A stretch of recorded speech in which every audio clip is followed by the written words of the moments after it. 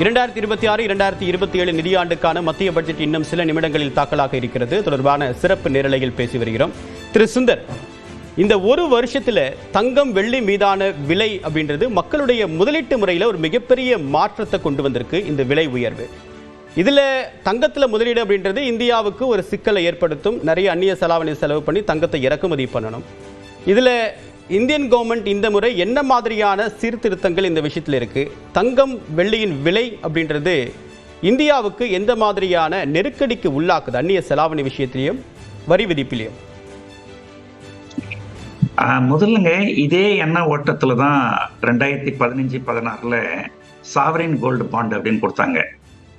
பொதுமக்கள் கிட்ட நீங்க தங்கம் வாங்கினீங்கன்னா நாங்க நிறைய தங்கம் இறக்குமதி பண்ண வேண்டியிருக்கு, இதனால நம்முடைய அந்நிய செலவணி நிறைய செலவாகுது, அதனால நீங்க பிசிக்கல் கோல்டு வாங்காதீங்க, நாங்க சாவரின் கோல்டு பாண்டு தரோம், அது தங்கம் மாதிரியே தான் நீங்க வாங்கலாம் விற்கலாம், அதுக்கு நாங்க கூடுதலா ஒரு 2.5% வட்டியும் கொடுக்குறோம் அப்படின்னு சொன்னாங்க. ஆனா இந்திய அரசாங்கம் உலகத்திலேயே அதிகபட்சமான நஷ்டம் அடைஞ்சது இந்திய அரசாங்கம் தான். ஏன்னா அவங்க கிட்டத்தட்ட 126 டன்னு அளவுக்கு தங்க கோல்டு பாண்டு கொடுத்துருக்காங்க. ஆனா தங்கத்தோட விலை கிட்டத்தட்ட 4 மடங்கு ஏறிவிட்டது. இது ஒண்ணு. ரெண்டாவது, சாமானிய மக்கள் எப்படி இருந்தாலும் தங்கம் ஏதோ குறைஞ்சபட்சமாவது அவங்க வாங்கி தான் ஆகணும். இது சாமானிய மக்களுக்கு கட்டுப்படியாக கூட முடியாத அளவுக்கு தங்கத்தோட விலை ஏறிடுச்சு. அதனால தங்கத்துக்கு உண்டான இறக்குமதி வரியை கொஞ்சம் குறைப்பாங்க அப்படின்றது ஒரு சாமானிய மக்களுடைய எதிர்பார்ப்பா இருக்கு. ஒரு 2 வருஷத்துக்கு முன்னாடி தங்கத்துக்கு உண்டான இறக்குமதி வரி கிட்டத்தட்ட 15% 6% அப்படின்னு குறைச்சாங்க. அது இந்த தடவை இன்னும் குறைப்பாங்க அப்படின்னு எதிர்பார்க்கலாம். மற்றபடி தங்கம் விலை ரொம்ப அதிகமாகும் போது பொதுவாக இந்த டிமாண்ட் அண்ட் சப்ளைன்னு சொல்லுவாங்க, தங்கத்துல மக்கள் வாங்குறது ஆர்வம் குறைஞ்சிரும். நான் சமீபமா நேற்று முந்தானத்துலாம் சில தங்க நகை கடைகள்லாம் போய் பார்த்தேன், எல்லாமே காலியா இருக்குது, யாருமே வாங்குறதுக்கு ஆள் இல்லை.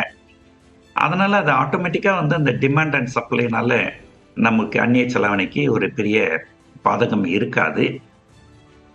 நம்முடைய அந்நிய செலாவணி பாதகமா இருக்கிறது தங்கம் மட்டும்தான் காரணம் சொல்ல முடியாது, அது பல காரணங்கள் இருக்கு. அந்த மற்ற காரணங்களை அவங்க டேக் கேர் பண்ணீங்கன்னாங்கன்னா இந்த தங்கத்தினால ஏற்படுகின்ற தாக்கம் பெருசா இருக்காது. குறிப்பா பங்குச்சந்தை சார்ந்து ஏதாவது ஒரு நல்ல விஷயங்கள் செஞ்சாங்கனால் இதனால வெளிநாட்டு முதலீட்டாளர்கள் திரும்ப உள்ள வருவதற்கு வாய்ப்பு இருக்கு. அப்படி வந்தாங்கன்னா நம்முடைய கரன்சி இந்தியன் ருப்பி அப்ரிஷியேட் ஆகும். ஸோ அதனால பல நல்ல பலன்கள் கிடைக்கிறதுக்கு வாய்ப்புகள் இருக்கு. ஸோ நம்ம அதிகபட்சமான அந்நிய செலாவணி கச்சா எண்ணெய்க்கும் தங்கத்துக்கும் தான் செலவு பண்றோம். பட் தங்கம் இப்போ அது ஒரு சைக்கிளிக்கல் அப்படின்னு சொல்லுவாங்க. சில காலகட்டங்களில் ஏறும், சில காலகட்டங்களில் இறங்கும்.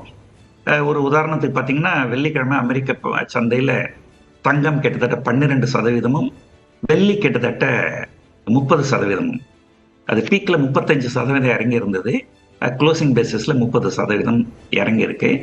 ஸோ தங்கம் வெள்ளி அதெல்லாம் உலக சந்தையை பொறுத்து ஏற்ற இறக்கங்கள் இருக்கும். அதை பத்தி நம்ம பெருசா கவலைப்பட வேண்டியதில்லை.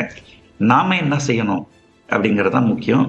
ஸோ குறிப்பா பங்குச்சந்தை சார்ந்த எக்கனாமிக் ரீஃபார்ம்ஸை தொடர்ந்து செஞ்சு தங்கத்துக்கு உண்டான வரிகளையும் கொஞ்சம் குறைச்சாங்கன்னா இது நல்லா இருக்கும். அந்த இம்பாக்ட் குஷன் ஆயிடும்ன்றது தான் என்னுடைய கருத்து. சரி, முதலில்